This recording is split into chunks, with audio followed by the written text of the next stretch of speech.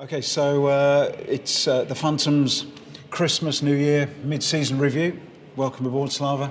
Thank you for having me. And it's a pleasure. And what we're going to do is just ask a couple of questions as we're at the 28-29 game part of the season, just in advance of the game against Bracknell at home at just before Christmas.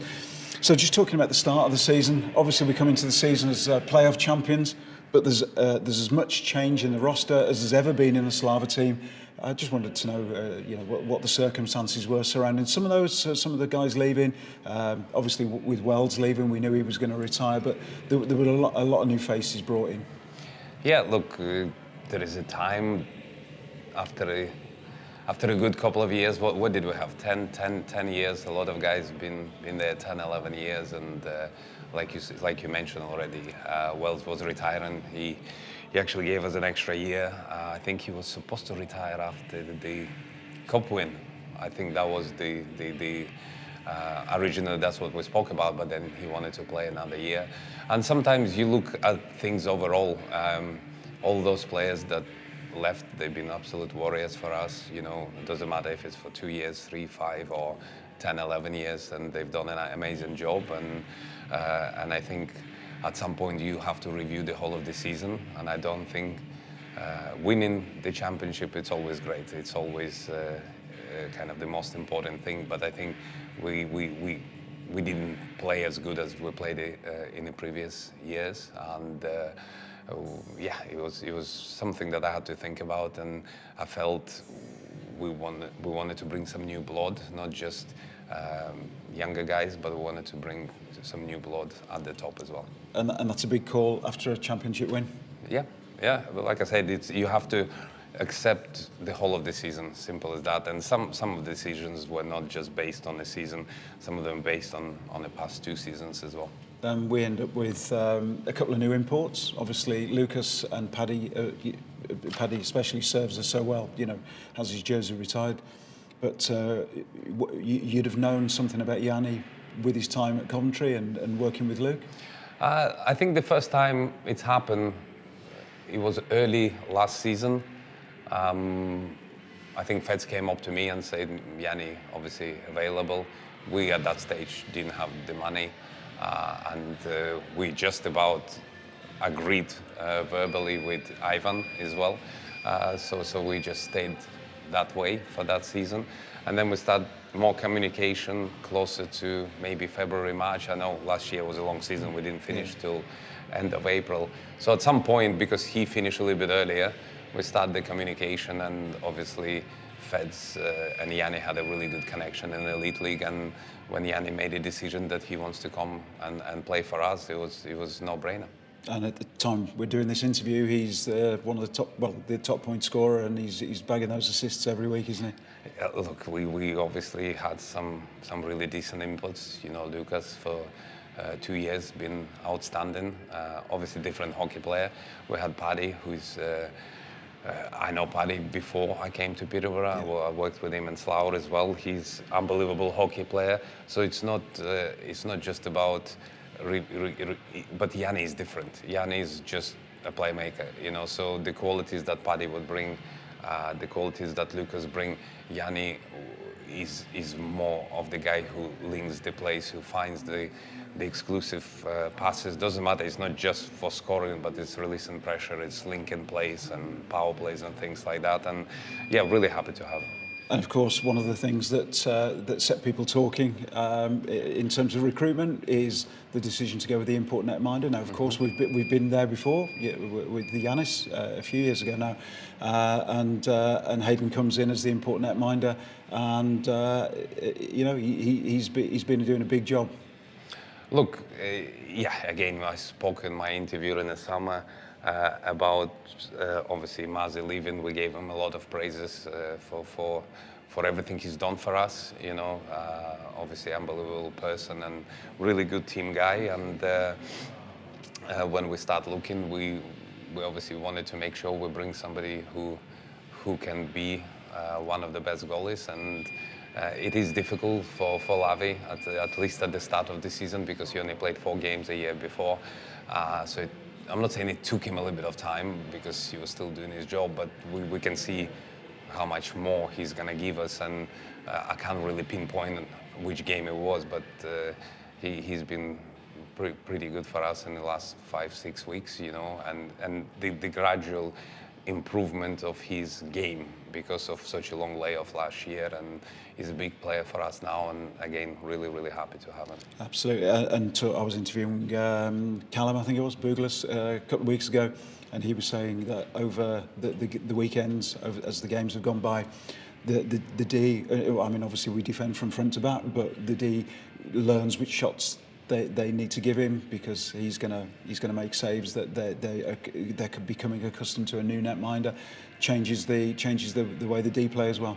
Yeah, look, there is many little details. It's not just about defending, it's our exits and everything else. Can the goalie play with the puck? You know, can he not play the puck, and so on and so on.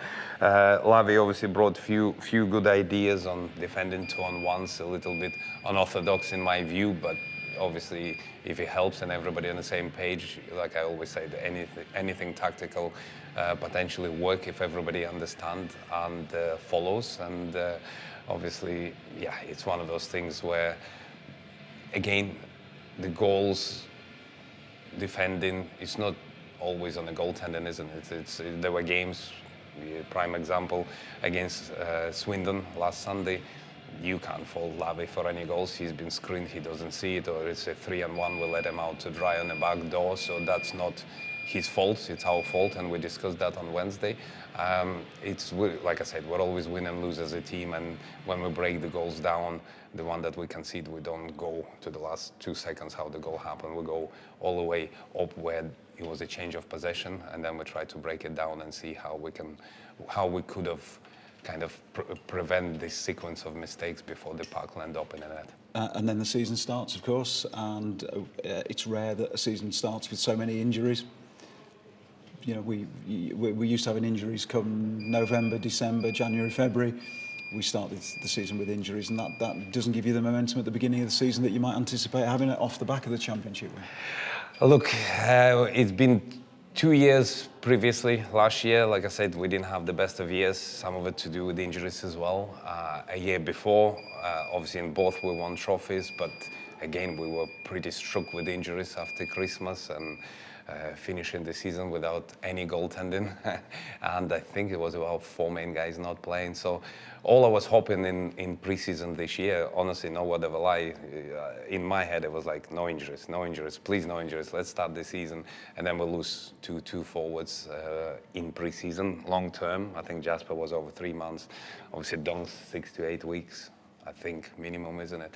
So we missed him. And then on top of that, Austin was carrying an injury. He couldn't play every game. Then Yanni missed a couple of games fed. So on average, I probably would say in the first 6-7 weeks, we were missing at least one line, okay? And I think that's kind of shown. And it's not just because of the guys missing. It's easy to make an excuse. It's the guys that we brought in, younger guys, they maybe were not ready at that time. So for example, we played home against Sheffield, second game of the season. No Yanni, no Dunks, no Jasper, obviously. I can't remember who else maybe was missing. And we are 3-1 up. We're dominating. We actually should have scored the 4th goal, but that's hockey, momentum change, and they obviously go back and score on us. But because we had the power play, and obviously we had quite a lot of main guys playing for those 5 minutes, the younger guys they were not ready to take on that situation, and you don't blame them. You know yourself, but I couldn't put anyone else, you know. And we can see 3 goals in bunches. I can't remember, 4 minutes or something. And fast forward, we go to Romford, pretty much the same story. 2-1 up early in the third. And if you think about it, even one of those games, we win. If we had a full roster, you'd be in the cup semi-final. Simple as that. So, but again, you have to work with what you've got. You know, you guys have to step up. But out of the bad situation, for example, not qualifying on a head-to-head or whatever, you look at people like Louis look at that Barney in the last 5-6 weeks. Those guys are improving. They're getting better. You can see the growth, which potentially in the first 4 to 6 weeks, if they didn't get that ice time, they wouldn't improve as much. So there is, pros and cons. I know it's business and hockey. You want to win every game, but you try to look at the positives as well, and that helps us in the long run. And we're going to be that club, aren't we? We're going to try and get the imports in. We've got some experience. We've got some guys who've been on the roster for a few years. But when I look at Barney and Louis and Nias, we are that club that we're going to need to bring the youngsters through all the time. 28 games in, pretty much halfway through the season. I think it's 26 games left. What do you make of the season so far? Better than last year, that's for sure. There is no doubt about it. And again, you can talk about budgets, expectations. The expectations you're always. It's so hard for a team who is budget-wise 6th, 7th place in the league to say, you go. And I had this situation in Hull when I was an assistant coach. If you say we need this or anything away from winning or qualifying. Some people look at this and go, well, what kind of ambitions does the coach have? But the reality is we are where we're at. We talk about the injuries. We know where our budget and the minimum requirement, is to be in the top half of the table, because that means we are doing above what my expectations. But at the same time, when you continue winning whatever trophies we won, and obviously in the last 2 years, there is a little bit more pressure, because you want to repeat, you want to make sure you are successful. But to sum it up, there is games that I believe we should have won and we could have won, and we dropped them. And there were games that potentially you think we shouldn't have won. Like MK at home, again, missing Feds, missing 2-3 main guys, and everybody raised their game to above normal league game. It was at least like playoffs, everybody was committed, and you go and win that game, so you regain some of the points. Are there any games that stand out for you as being particularly pleasing?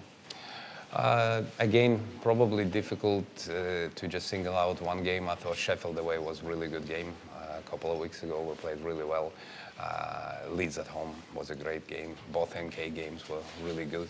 It's about when you play in top teams. It's to show that we're here to compete, and obviously we won quite a lot of them. We're in the top half, 5th at the moment. I don't think I could do this mid-season interview without saying home form, certainly until a couple of weeks ago, looked like championship form. Away form, Saturday night fever. There's been some challenges on the road. Yeah. And even when we've played at home on the Saturday night, that's given us a challenge as well. Look, it's over the years. I remember the years when we had something similar, where we're good on Saturday, bad on Sunday. Actually, home form wasn't great. Then you put too much pressure on it. My first year as a coach, we were really good away, but we were trapping quite a lot. And at home, our record was 50-50, which is kind of like you want more, You try to identify what can you do better, and obviously we have a really good leadership group in the dressing room, and we had long conversations. We put all the ideas on the table and try to kind of play a percentage game where you just identify 2, 3, 4 things, you try them and see if it works. And again, mentality is one thing, but then we start doing them and things kind of change a little bit. I think since we start changing our practice process, especially on Friday, we had one game weekend. I think it was Sheffield at home. Then it was reverse, or playing Friday, Sunday, and things like that. So it's difficult to see what works, what doesn't. But I try not to look at this too much. When the team is sluggish, you want to talk about it. But wins and losses not always drawn under the same line. We're looking at the 2026, we're looking at the 2025, the remainder of the season. We haven't got a crystal ball. What do you think the remainder of the season holds for us? Look, if we're healthy, if we're committed, and if we are willing to learn, we proved we can play with everyone. this league is this is the best league we've been in for a long, long time. I even trying to think about EPL, the 3-4 years. It's just the competitiveness. If you look, just for example, yesterday, you know. And again, it's the teams that fighting for the playoffs or right at the bottom. They're not afraid of taking points of anyone, you know. So it's kind of unpredictable. Anyone can beat anyone. It's very difficult to put like long spells of winning streaks and things like that. I think the biggest one we had, the longest one, is 4. But you go back 2 years ago, I think we had like 18 out of 19 wins with one kind of loss in the middle.